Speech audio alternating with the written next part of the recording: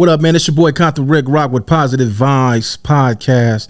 And today I got somebody very special on the line. Just to break it down for you guys, I got General 3, better known as Bam 3. But before we get into all that, we're going to definitely get into some of this here.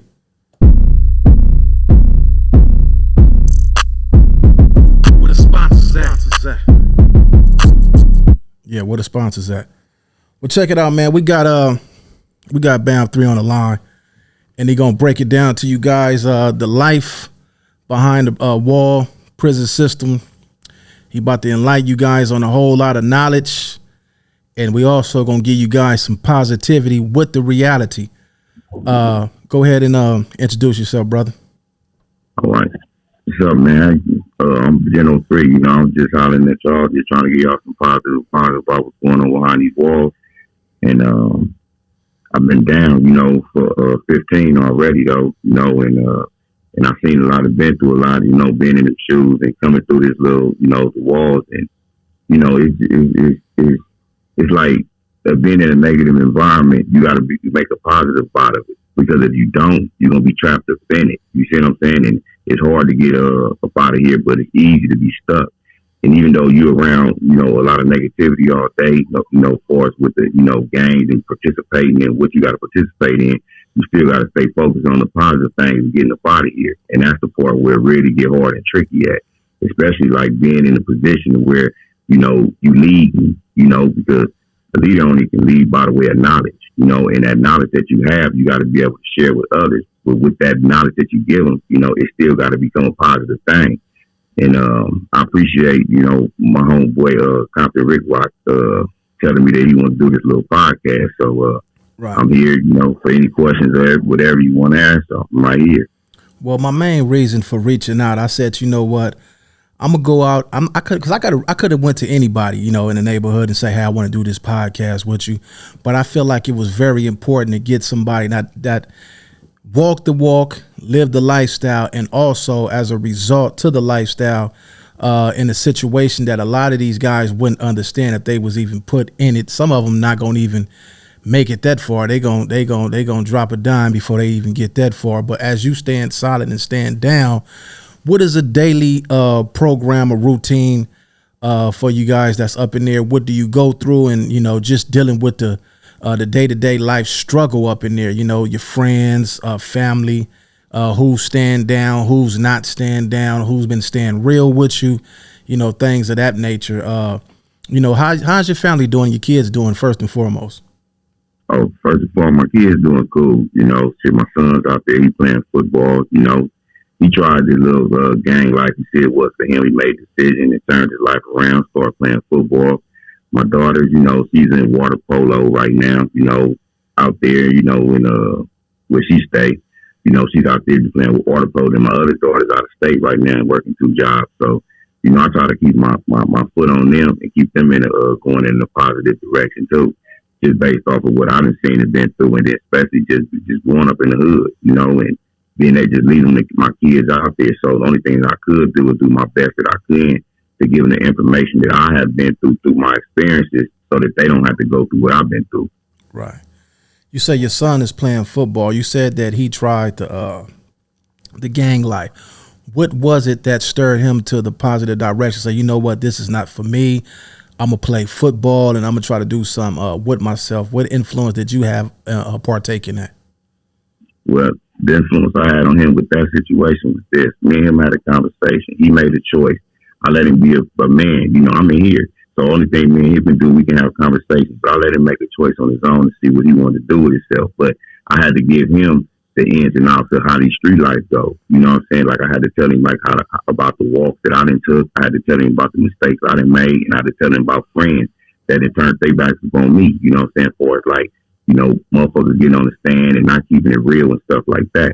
So he had to really understand too that the gang that he was choosing to be from, we allies with them, but they cool with the opposition. And he had to understand too that he's my son, and then by my name being a reputable name out there in the street, he can be hurt just based on them that he my son, no matter where he's from.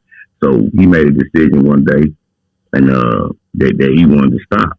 So what he did was he went over there to what he was claiming or whatever. You know, he got put off, and he ended up calling me and telling me, "Hey, Dad, I got put off the hood." And I said, "Why you say that?" And he was like, "Because, you know, the things that you had told me and things that I'm starting to understand and see about this gang life, it really wasn't for me." So he started taking a toll to start back playing football, and he said he did it for his mother. He said a couple things to me that it really kind of like put a smile on my face. But the key thing that I did like about it, though, Compton Rick Rock, was that he made a decision himself as a young man. Right. That's what's up. Yeah, man, that's how we got to do, man. We definitely got to teach our kids not only, you know, the route that they going, give them the ins and outs, because definitely we didn't did enough that they ain't even got to walk this walk, and definitely did enough time to where they ain't even got to do this time. But yeah, how has prison changed your mentality, the way that you think now and the way that you walk the walk now? How has prison, you know, changed the mental for you? Prison changed the mental for me, because when I first came back into the system, you know, I've been to prison a couple times, but when I came back into the system on this joke right here, the difference of that was when I was first coming through this motherfucker, I was going home, you know what I'm saying, every other time after my bid was up. So I really was careless.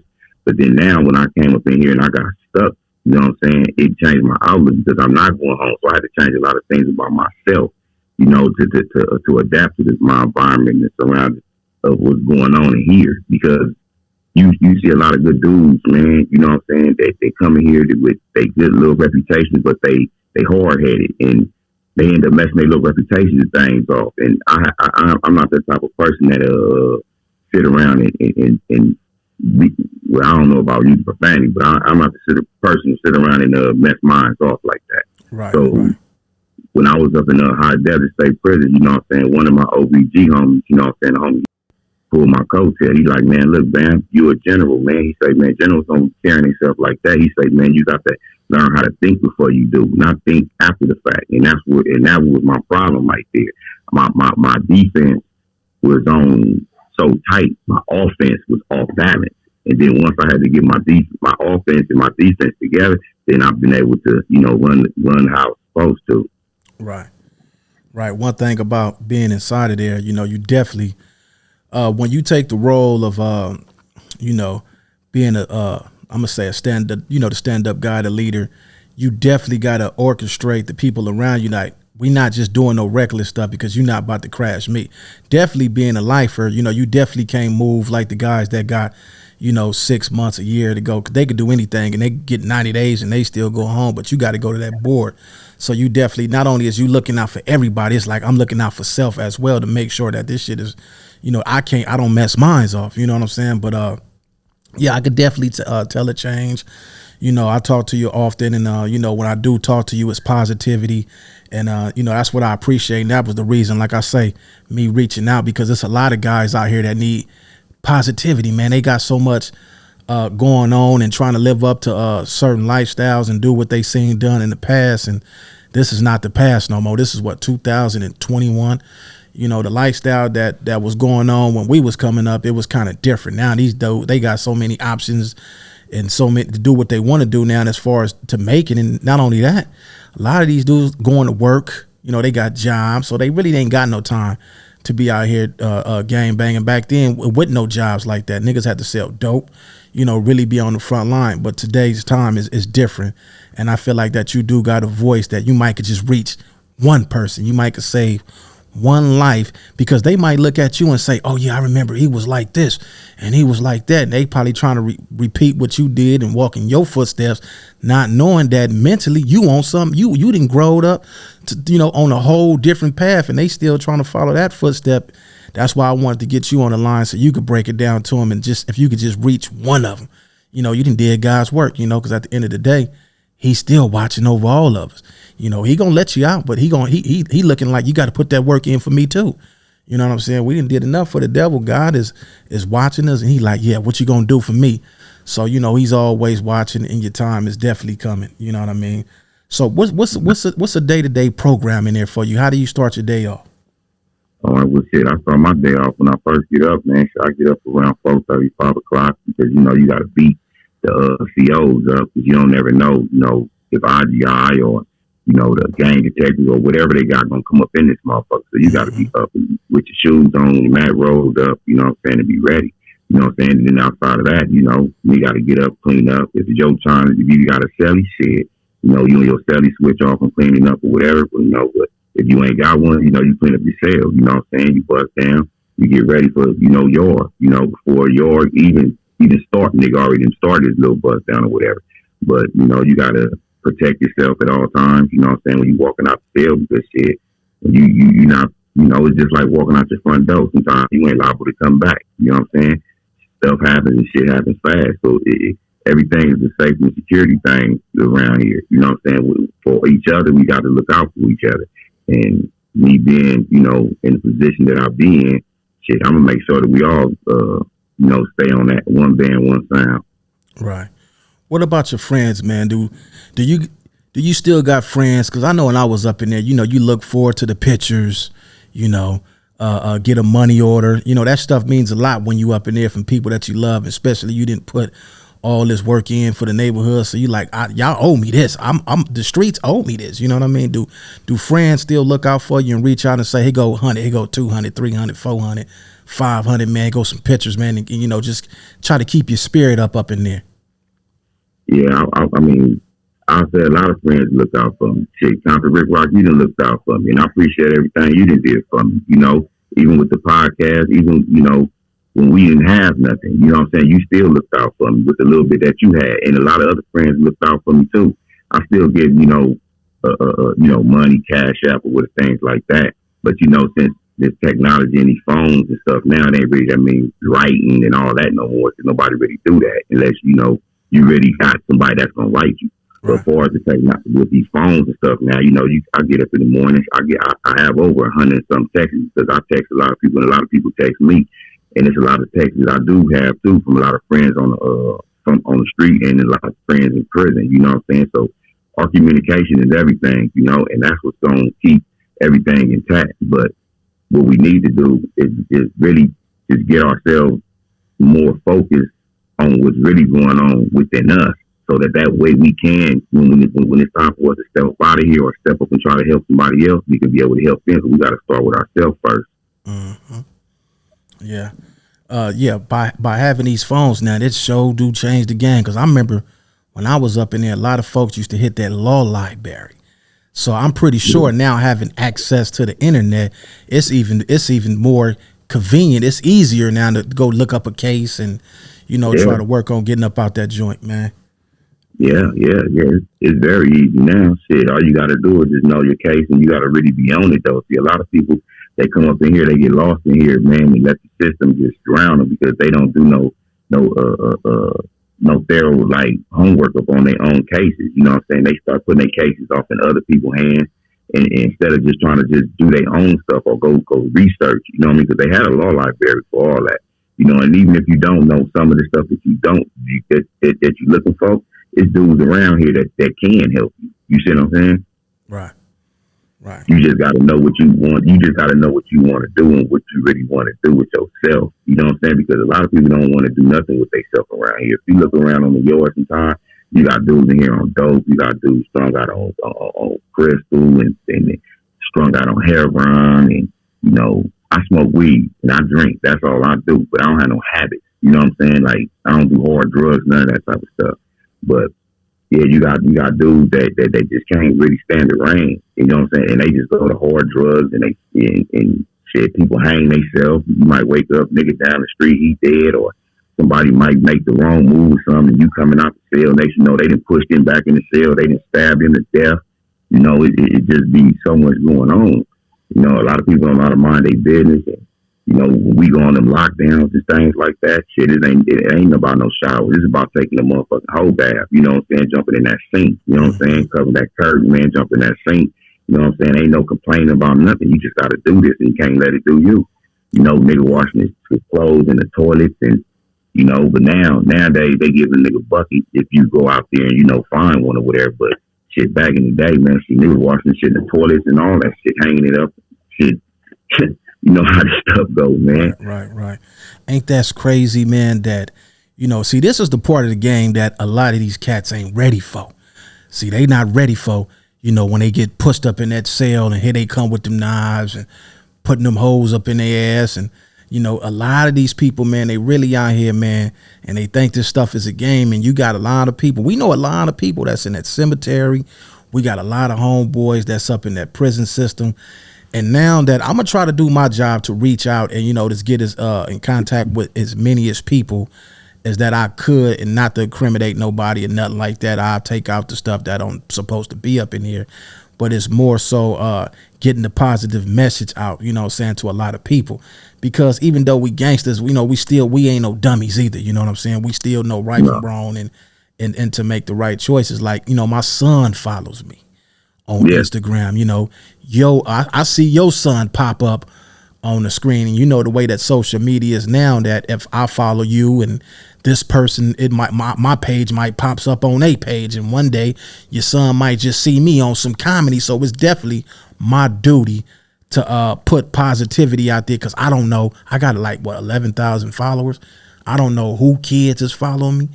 So I can't be on here, you know, tell them go do this and do that and do that. I got to, even though I do some that, you know, project the images of the way that we live, I still make it my duty to throw some positivity out there, because I definitely don't want to stir nobody in the wrong direction. I definitely don't want to have nobody else's kid out here on no goofy stuff. If I could get a chance to pull one of them to the side, I'm gonna tell them. And when they come up in there, guess what? They got to run into you, and that's when you gonna tell them, look here, man. We ain't on that goofy stuff, man. You got to wise up, or your ass will be that nigga that got pushed up in that cell, you know? Yeah, you don't be the one get pushed up in that cell. I mean, shit, it's so easy to come in this mud and have your little reputation or whatever you got. It's so quick to fuck it off if you don't guard it with your life. So it's all about making your choices. So being in here, especially on level 4, you know, since I've been down, I ain't been on level 3, 2. I've been straight level 4, you know, general pop, you know, maximum security and shit like that. So, you know, it's just crazy though. You know what I'm saying? Just how every day we just gotta survive. You know what I mean?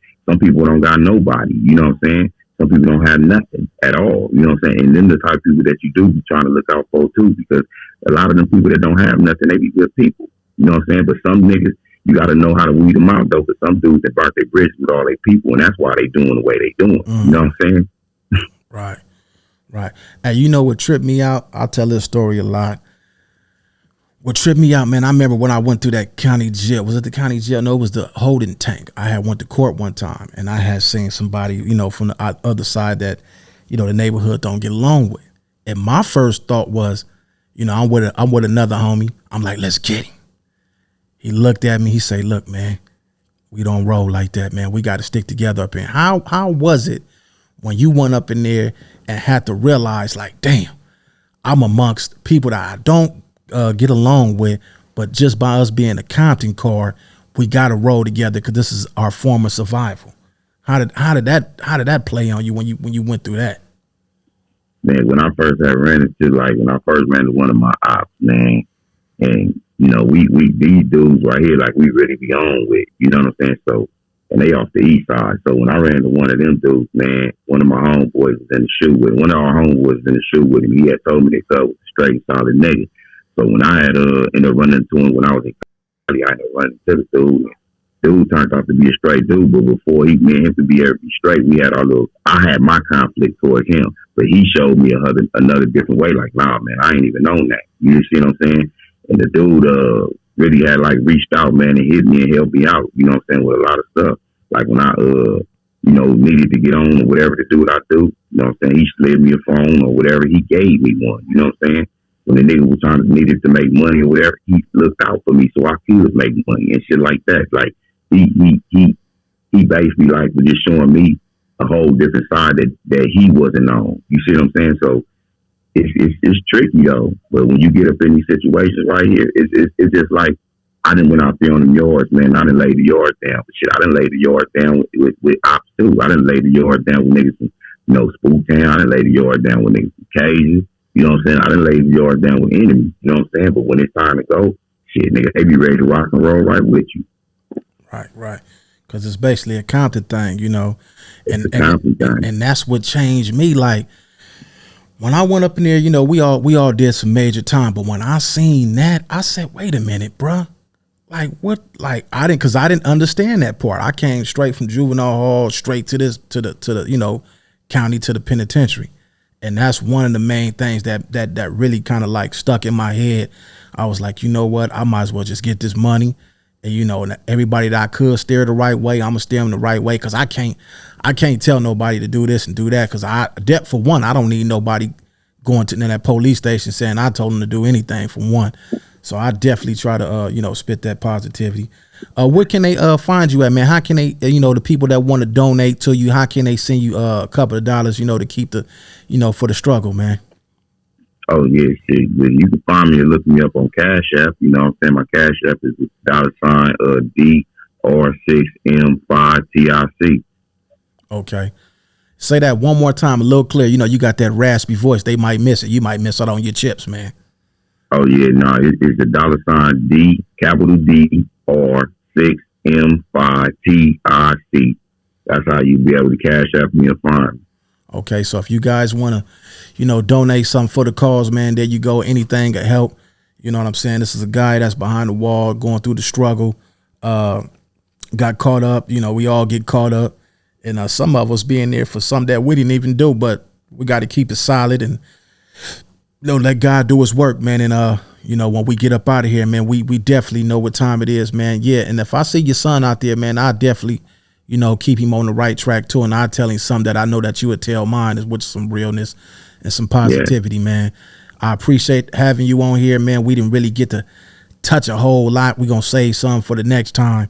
And it's you know, I definitely had to reach out to you, brother. Out of everybody that I could have went, I wanted to get somebody that's definitely influential. A lot of people look up to, but I also want them to understand another side instead of the side that they used to. They probably didn't heard the stories, you know what I'm saying? So we switching up the narrative and let them know that, you know, we is human, man. We is real, and we ain't just, you know, just terrorizers, and, you know, we is positive. You know what I mean?